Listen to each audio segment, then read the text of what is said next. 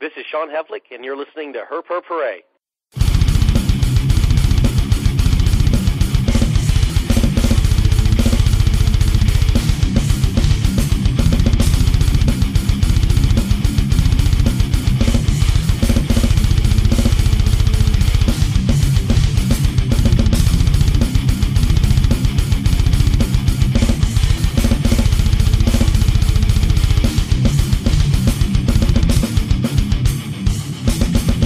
It says here we should work in teams. I tend to think of myself as a one-man wolf pack. You're about to enter information overload, a worldwide transmission with Her Per Parade's featured Breeder of the Week. Here's your host, Jason Rossi. Hey, what's up, guys? Welcome back to Her Per Parade. Thank you for joining us. Streaming live on herperparade.com, iTunes, and Stitcher Radio. I'm your host, Jason Rossi. Just want to remind everyone about the Her Per Parade forum. We just launched that last week.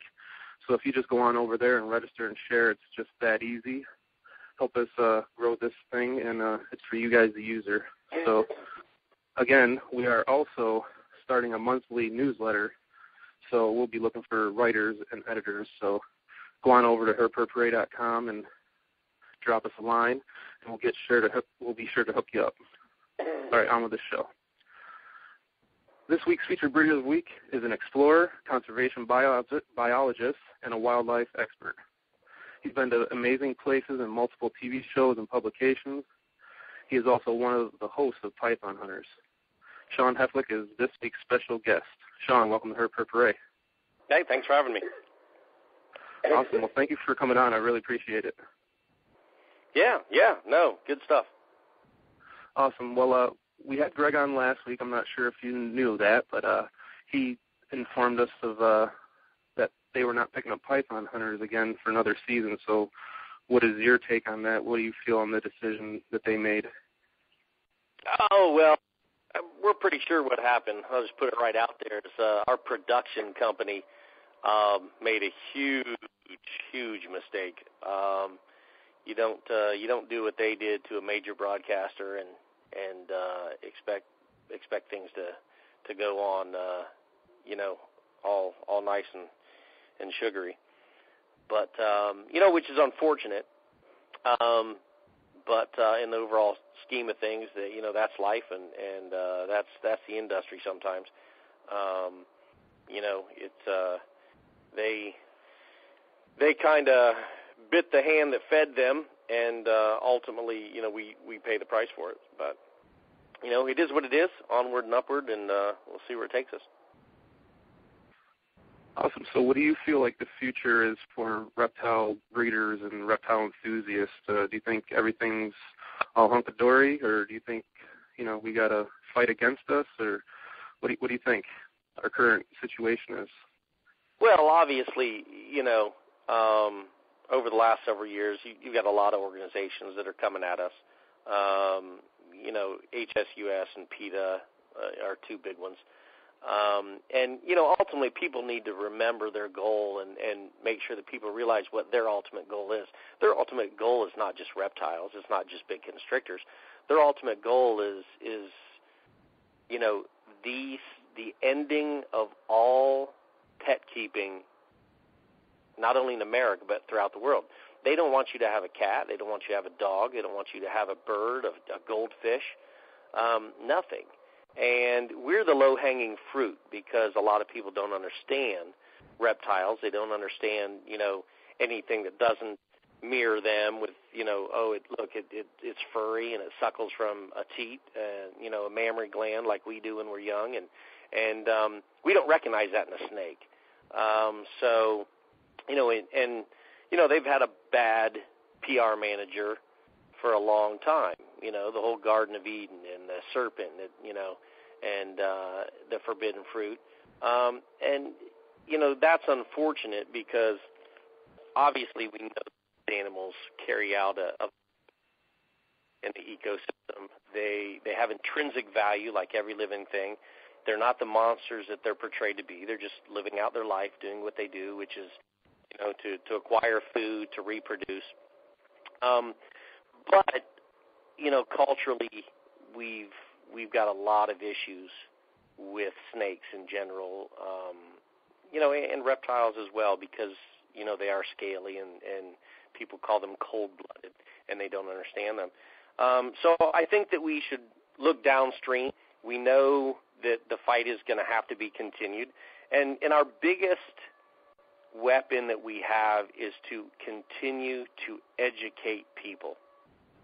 Continue to tell the truth. Continue to educate people about how the rodent populations, and they have a value and a vital role in the ecosystem, and that they do make good pets. A lot of them make good pets. And yes, they're not traditional pets, but they're not monsters, and they're not out to eat your cat, your dog, your child, and to death. That's just not, not reality. So education is our biggest weapon, and we've got to continue to do it. We've got to continue to reach out and to the masses and to the politicians, and whether we like it or not, to the news media, and continue to get the word out there and convert the people to the truth one step at a time.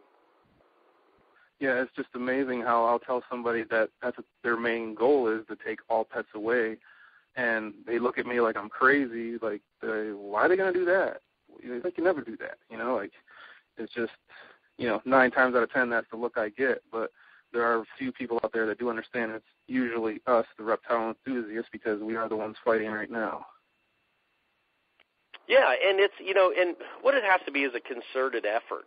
The people, it's easy to sit back and let the large constrictor people try to handle this battle right now. It's easy for the people that have a frog, a turtle, a little lizard,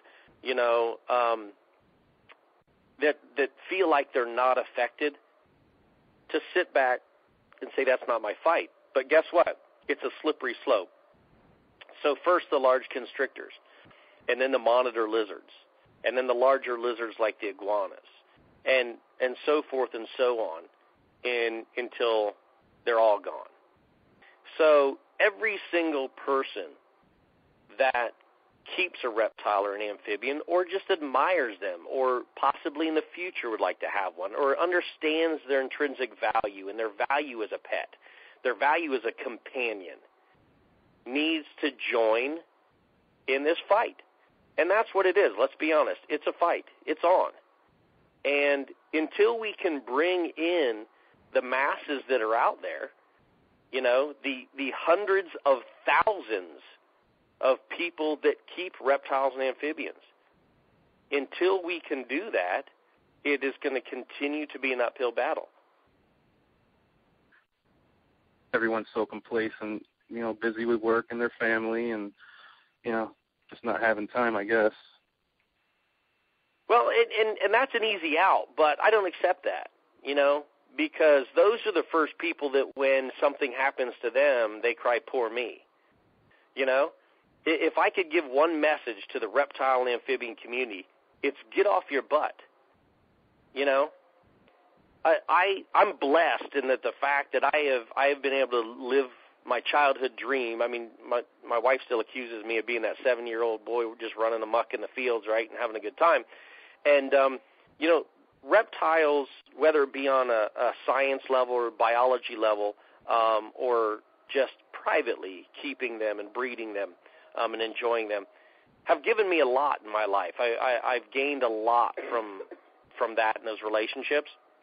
And so I feel like I'm obligated to give back, because I can't imagine a 7-year-old boy like myself not having the ability to own a little red rat snake, or, own a frog as a pet, and to watch it and to study its behavior and bond with it and realize that is a sentient being. That is an animal that deserves my respect and my care, whether it's in an enclosure or it's in the wild. That's how those bonds are made.